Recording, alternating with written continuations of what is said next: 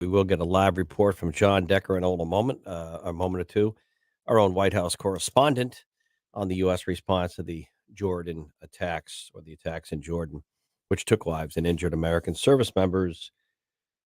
Let's not worry too much about widening the war with Iran when they want, and they've already done that. But that's another point for another day. We'll come back to that. Hey, good. What are we at? Wednesday morning, JDoc, final day of January. Wow. Yeah, final day of January. Kind of that transition month, kicking off a new year, coming out of the holidays. Here we go, February tomorrow.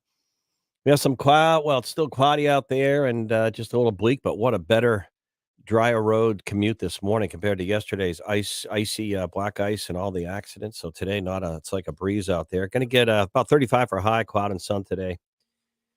If you're just getting going, of course, we're starting off on our network of news talk stations, WTPL 1077 FM on the dial. If you're out there in your pickup truck or your SUV or your sedan, AM and FM, Manchester Concord and WEMJ Lakes region. We got you covered. Got you blanketed in the Lakes region with WEMJ, AM and FM, WASR, and Seacoast of New Hampshire. Mike Pomp just finishing up the Morning Information Center, Dover, Hampton, Rochester, Portsmouth.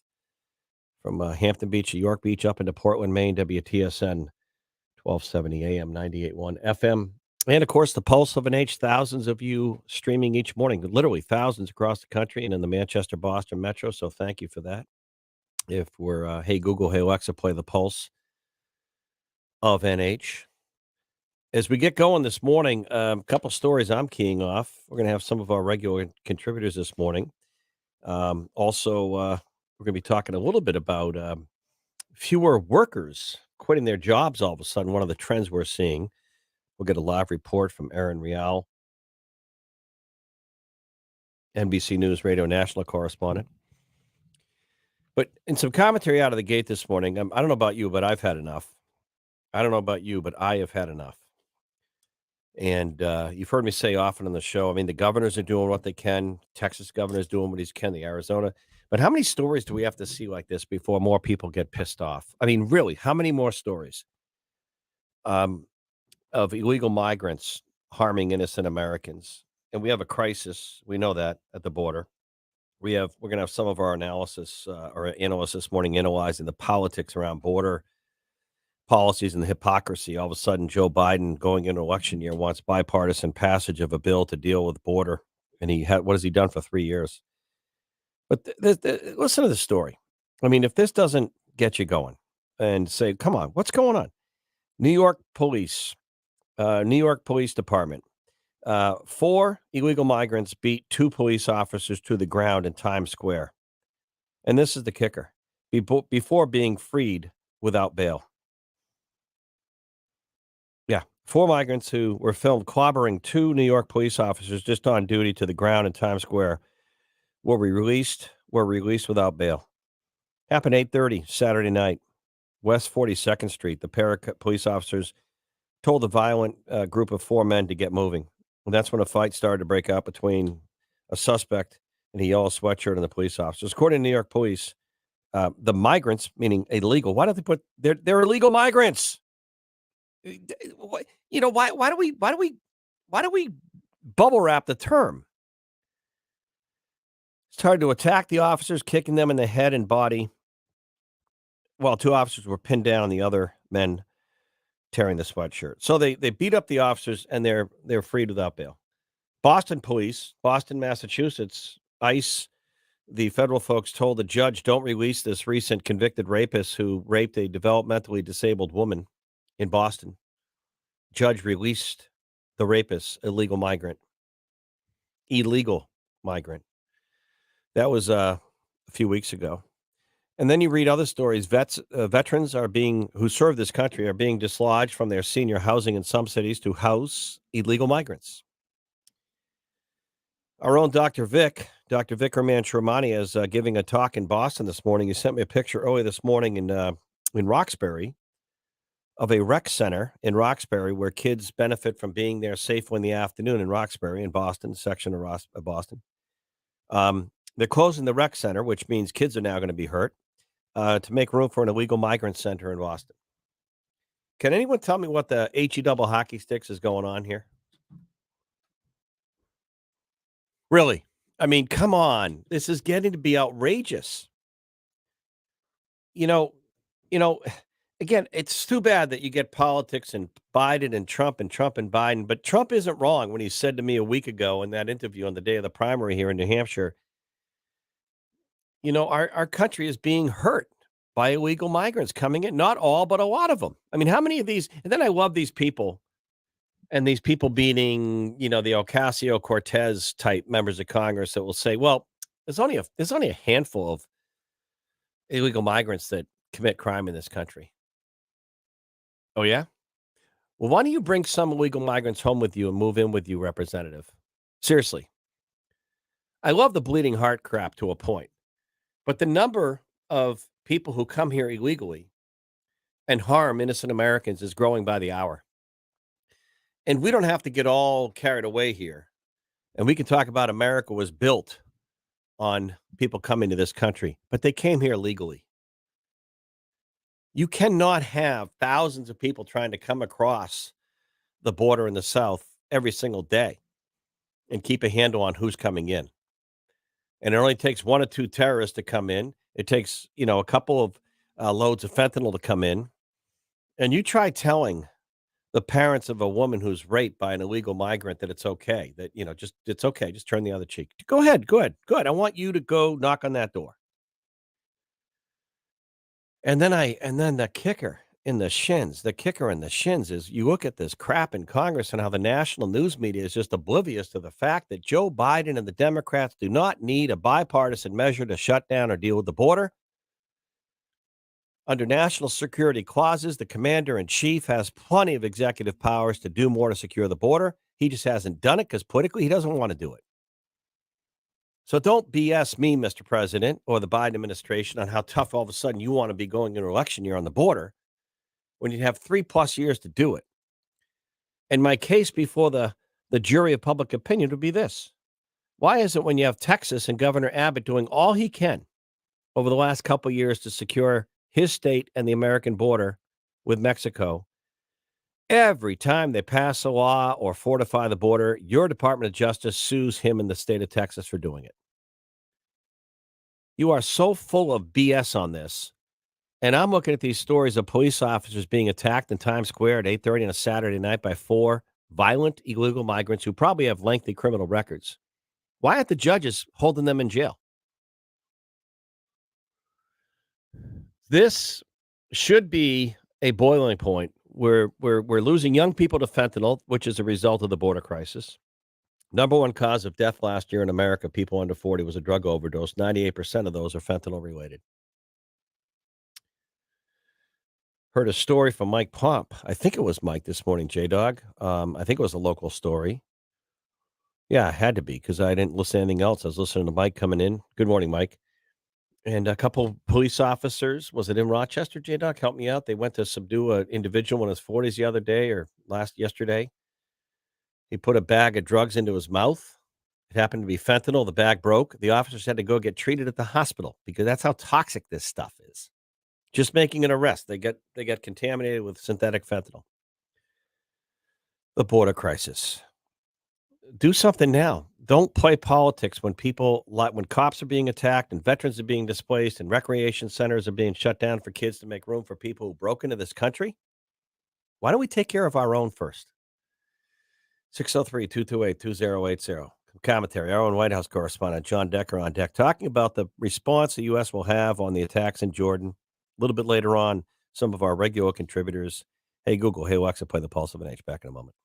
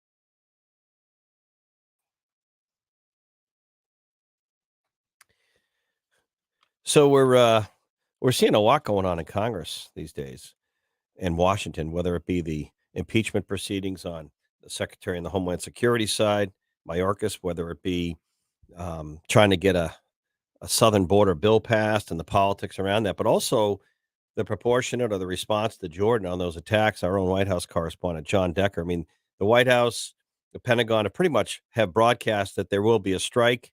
They're taking it seriously. It'll be on our timetable. Will there? How strategic will the sites be in and around Tehran or Iran? Iran. We'll see. John Decker, what's the latest?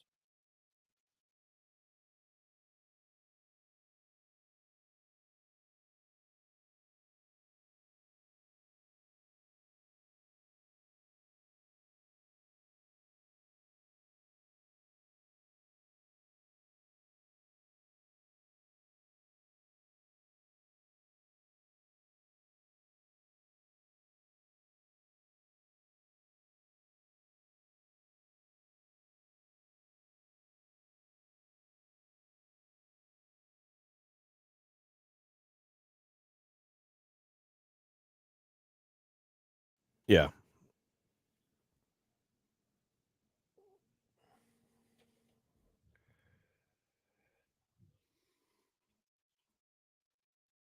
Yeah, and John, in the past, whether it was Ukraine and Putin, we tried economic sanctions there against oligarchs, Putin and others, bank stuff. I don't know if it did much to thwart the advance of Putin dealing in the Ukraine, but in the Middle East, in the past, we've looked at sanctions and I'm wondering, if more can be done or blockades because the Iranian Navy is very aggressive in certain parts near the canals. It's going to be interesting to see, but I think a message, a stern one and a serious punch, not like just a jab. A serious punch has to be dealt to let them know that there's a line here.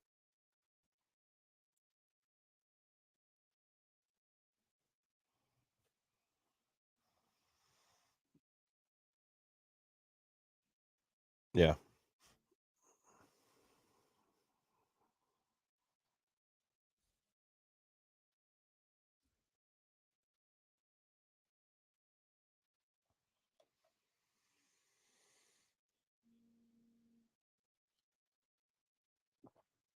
yeah, very a good point. Thank you, John Decker. In our last segment, I was talking about the southern border crisis, and one of our listeners was talking about you can't have thousands of people coming across your border illegally and have a control on every one of them. You can't, and until you secure the border, you're not going to cut down the threat level of bad people that come across because with thousands, it's going to be some degree of bad. A reminder, it was only a handful of terrorists on 9/11 that did that damage. Just a handful, not two or 300, less than 20 did that, all that. The Twin Towers, Pentagon, the attack on America. Yeah, yeah, like a handful. So it only takes certain a number of drug dealers coming across to the cartels with fentanyl. What did the DEA say in my town hall special on mental health and addiction a few weeks ago? John Delana, I think he said last year they confiscated like 380 million fatal hits of fentanyl interdicted from the bad guys. That would kill more than 330 Americans, million.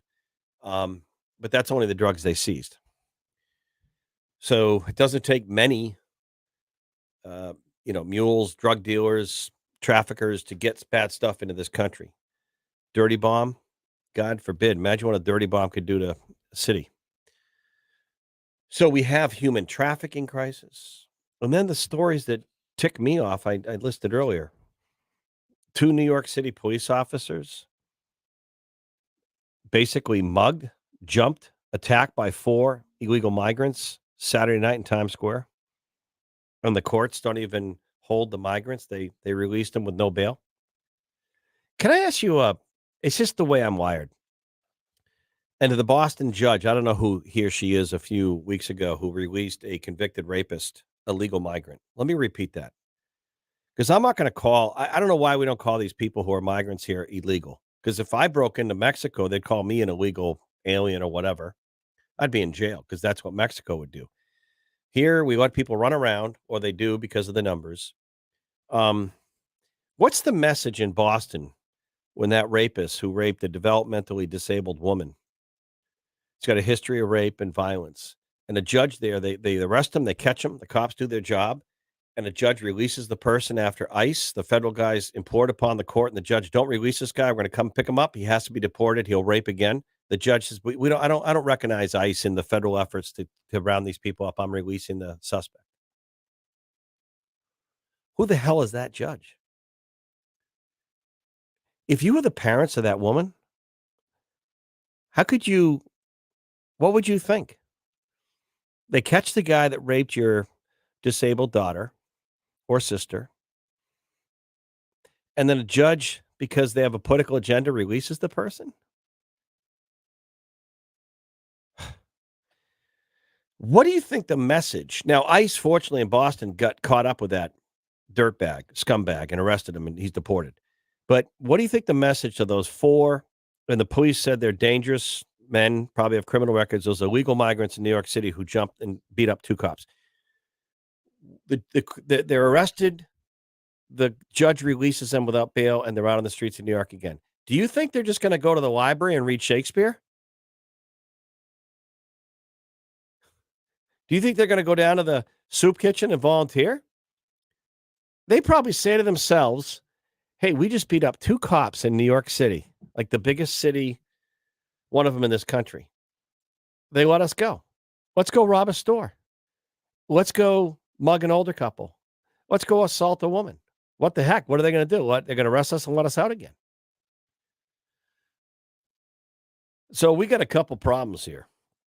One is a border that's open. Two is politics that are standing in the way of innocent American safety.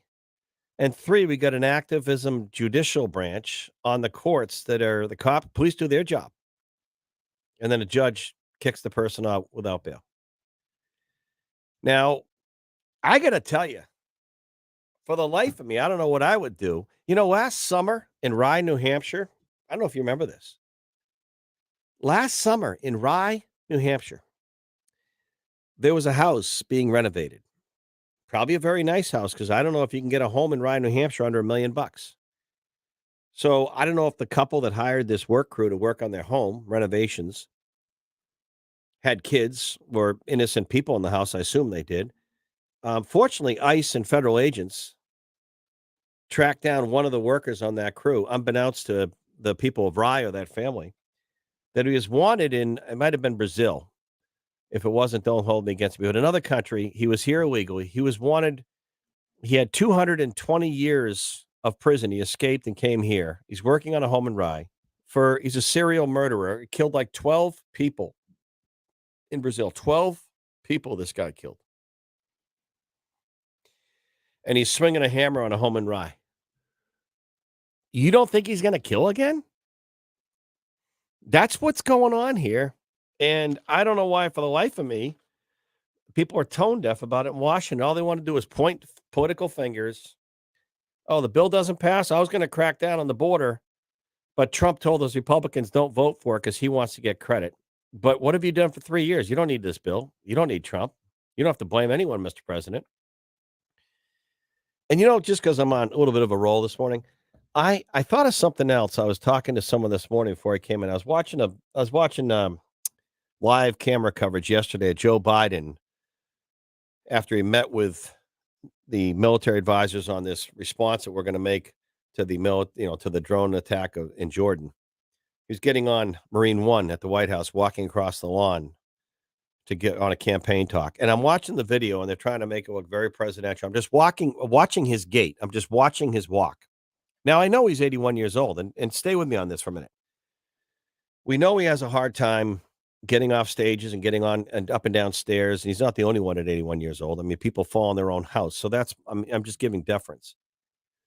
But I started to think, if it is Biden and Trump again, can anyone out there, because I remember 4 years ago when Biden and Trump, after all the COVID crap, they cut down the debate schedule from 3 to 2. And if you remember the first debate, Trump wouldn't shut up, and he ended up beating himself because he just kept going. He just kept interrupting, kept talking, and Biden had to just stand there and not fall down, and he did well.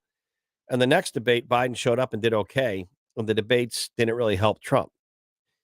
Can you imagine today, in 4 years, the cognitive change in Joe Biden doing one debate for half hour. Have you watched him being asked a question and talking? I'm just asking a question. I don't think a debate is possible between Trump and Biden. Physically and mentally, I don't think the president of the United States is capable of doing a debate. Does anyone out there disagree with me?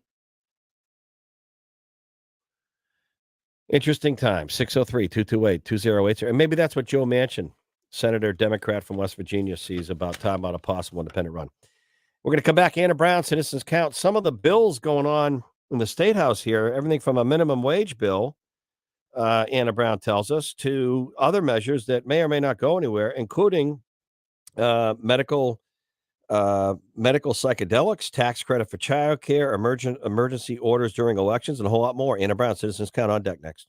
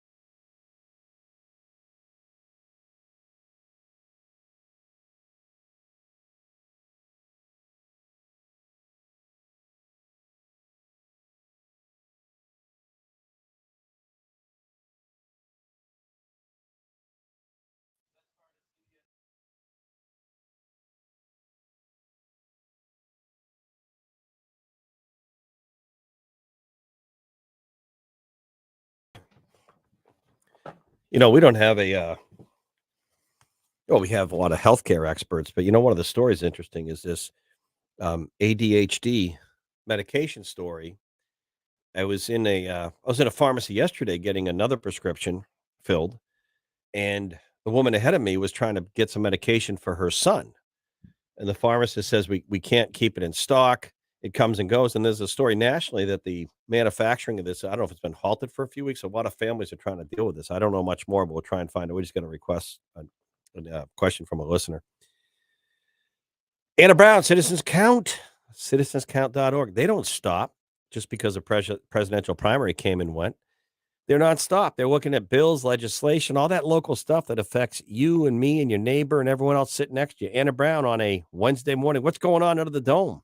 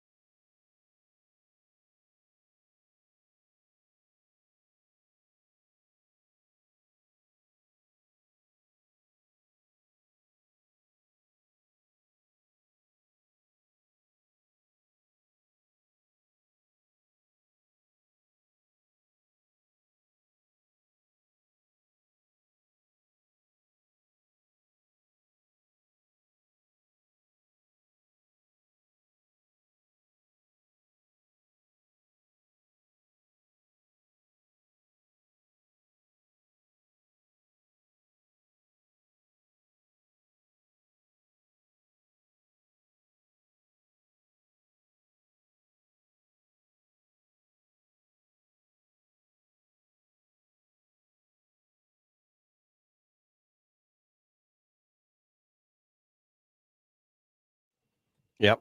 What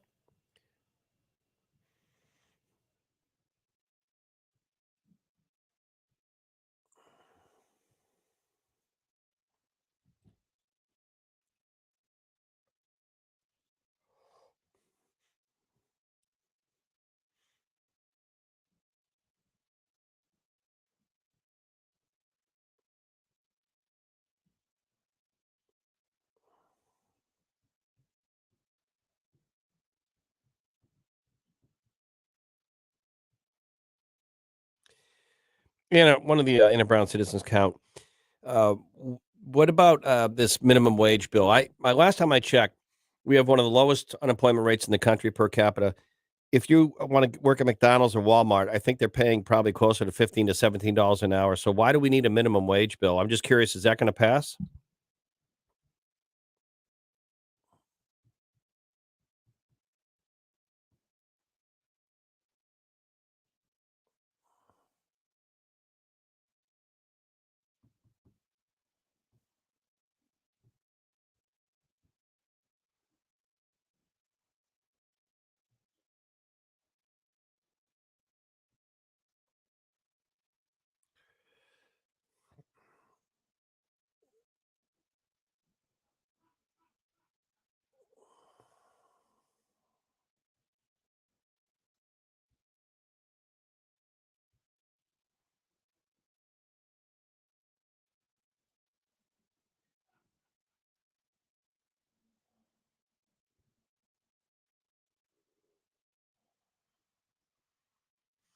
All right, Anna Brown, busy times. A lot of you don't realize, we don't realize sometimes that the business at the State House continues because there's so much national noise. Thank you, Anna Brown. Citizenscount.org.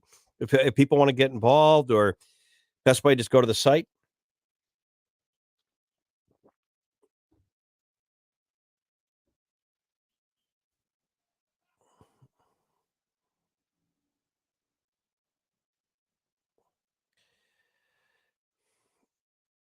And if you're a business owner, you heard Anna talk about some of those bills and employee stuff. Get this newsletter because it's a great great way to keep updated because they do the work. They're the brains. Thank you, Anna.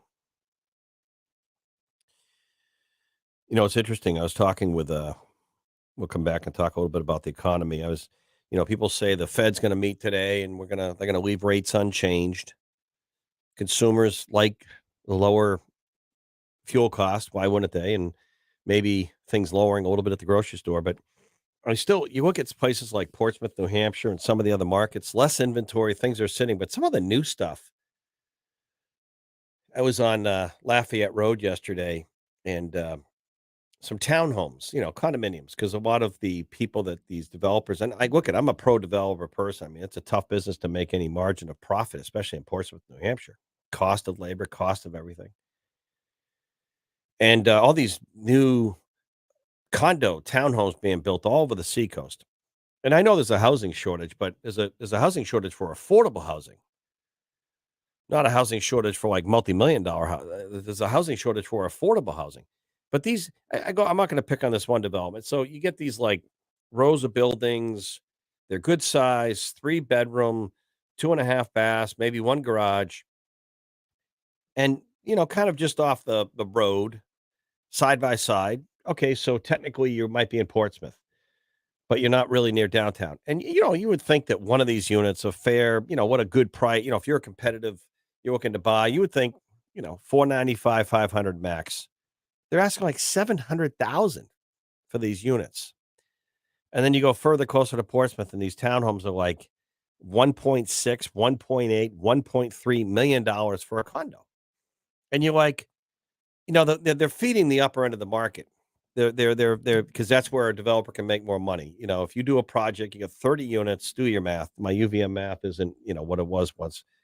If you get 30 condos and your price point is, so let's just say 800,000 each, gross it out, do the numbers, the higher the price, the more profit maybe. And I'm not saying the developers are making a killing, but the stuff that's being built is not the stuff that a person who's a server, a wait staff person, a firefighter, teacher, police officer in Portsmouth can afford. A teacher, healthcare worker.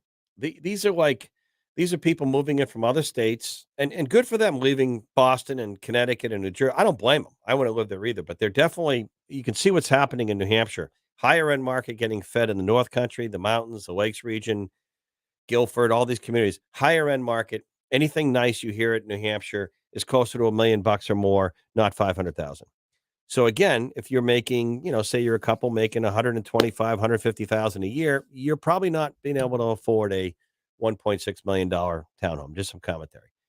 603-228-2080. Hey, Alexa, hey, Google, play the pulse of an H. J Dog on the boards on this Wednesday. Back in a moment.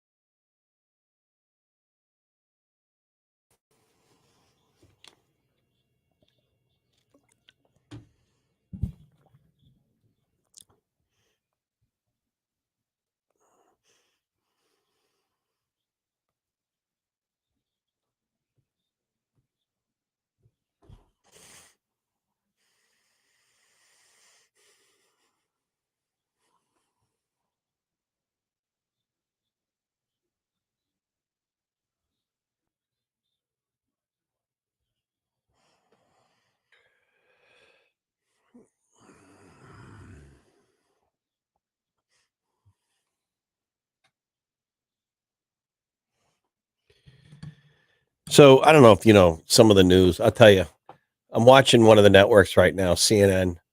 I can't believe the headlines. You think the world's gone nuts? The world. What was that? What was the J Dog that famous? I wasn't, person yell at the window. The world's gone mad. What was that movie or show? What was that? Was it? Yeah, yeah. Yeah. Network. Man beheads his father in some political rant.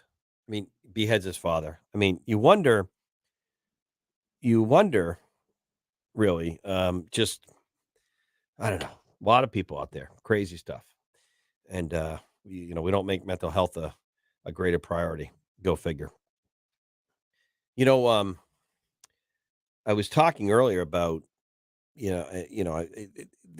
just one of the things that I try and get my hands on or my mind around is when stuff becomes very obvious to me, very like from a commonsensical point of view. Like I was talking earlier about the southern border. Now, I would concede or admit is the better word. I have this because you've heard me talk about my older sibling. I have one older sibling, a sister, and we are wired differently when we look at public policy. It's okay. We grew up in the same house. We get along, love and respect each other, like each other, I guess, siblings. But she was my older sister, and we grew up in the same house, right? Same water, same milk, same food, same high school, same neighbors. But she just viewed the world one way, and I view it differently. And that's life. But we can agree to disagree, and we have a civil back and forth, or whatever. Um, but even at a young age, when she and her friends, because they were older, I'd be in the car or in the room, and they'd be getting to be like some serious talk, and I would just throw this commonsensical like verbal hand grenade into the room, and they just look at me like, "Really? You have to just point that out?" I'm like, "Yeah, it's so obvious." So under the so obvious category, but this is where it's all dumbed down, and this also it's so obvious. Our national media has become, I'm sorry to say it, part of the problem. And what I mean by that is everyone has an agenda. There's a narrative. Don't cover this because we're not supposed to. Don't say this. Don't do that. And I'm not getting carried away here. I've been in the media side of things pretty much my whole adult life. I know how it works and I see it. I mean, here it is. Isn't it weird? 80% of those people polled in America who are going to vote or have voted don't want Biden or Trump. And that's exactly what we're being spoon fed again. I mean, you don't think there's something weird about that? How can 80% of the customers in the restaurant not want a chicken dish and the restaurant keeps giving them chicken? I mean, my point is the national media wants Biden and Trump. They They kinda look the other way when Biden stumbles and bumbles, and they kinda just cover Trump 24/7 because they need him and he needs them. So how could DeSantis, Nikki Haley, Christie, how could anyone beat Trump when he's in the news 24/7? And they look the other way on Joe Biden. And it's all muscled and it's almost meant, it's like a power thing, and that's what it's gonna be again. Now, Joe Manchin may throw a wrench in a rock in the pond, I don't know. So when I look at the media coverage on this southern border stuff, the people who believe one way, meaning more left side of the aisle, I think it's funny we call people progressives because I think it's regressive sometimes on some of the far left, but some of the far right too, right? I mean, I admit, I kind of open minded, but the national media Democrat take, I haven't seen one story in the last 3 or 4 days since this talk of a bipartisan. We're going to have one of our experts coming up, see if he agrees.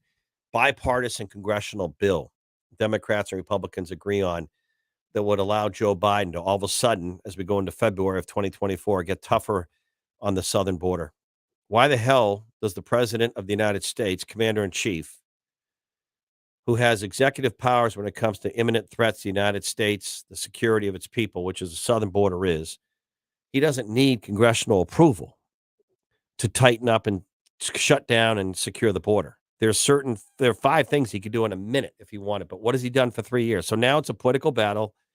Biden's going to blame Republicans if it doesn't pass. He'll blame the former president, Donald Trump, for telling Republicans to vote against it. But the national media won't do a story.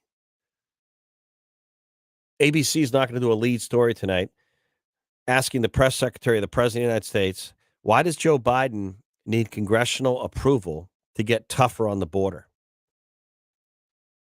Why? And why hasn't he up until this date? And the other question in national, like if Sam Donaldson was still at work in the White, you'd ask the question, and why is it when Texas gets tougher on the border, the Department of Justice and the Biden administration sues or threatens to go to court to stop Texas? And now you need congressional legislative approval to get tough on the border when the president and the United States commander in chief has executive powers to protect America. This is like a war down there. You tell the people in El Paso, Texas, that their city is safe when thousands of people are trying to break into the country from Juarez, Mexico. We're losing young people to drugs. He doesn't need a piece of legislation to get tougher as president of the United States on the border. So again, I look at that and it's frustrating if you have any common sense to say, why does the national media fall into this crap? And the other one is our healthcare. I was talking earlier about mental health, and the number one cause of health concerns for Americans is mental health, anxiety, depression, young people. The number of medications that are issued for young people's anxiety and depression is through the roof. Young people, older people, anxiety, depression, too often suicide, and drug addiction. And yet we don't, as a country, prioritize anything I just mentioned. And look at half the ads that Big Pharma sells. Watch the TV. Watch the TV when you're watching anything. Streaming networks, cable, you name it. Take this drug to lose weight. Take this drug for high blood pressure. Side effects may cause stroke, death, dizziness, or whatever, suicide. But take this drug. Take this drug for that. Take this drug for that. Where are the billions and trillions of dollars on mental health therapists for anxiety and depression and suicide or addiction? Where is the help for a parent whose kid is addicted to drugs? This stuff is tearing families apart. And all I know is I see ads on TV from Big Pharma with a golden retriever jumping into the pond to retrieve a ball and all these happy smiley faces of people kayaking around a stream or a river or, a cookout, happy life moments. Everyone's smiling like they're on some happy drug. Take this pill for that.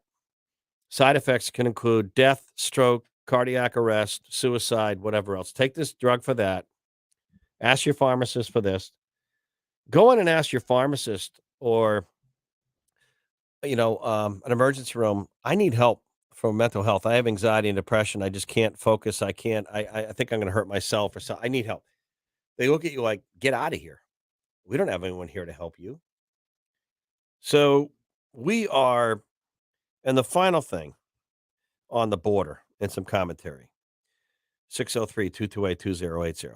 Under the category of it's so obvious, or we've done it to ourselves. This is the latter. We've done this to ourselves. We have a recruitment crisis in law enforcement. Police, no one wants to become a police officer.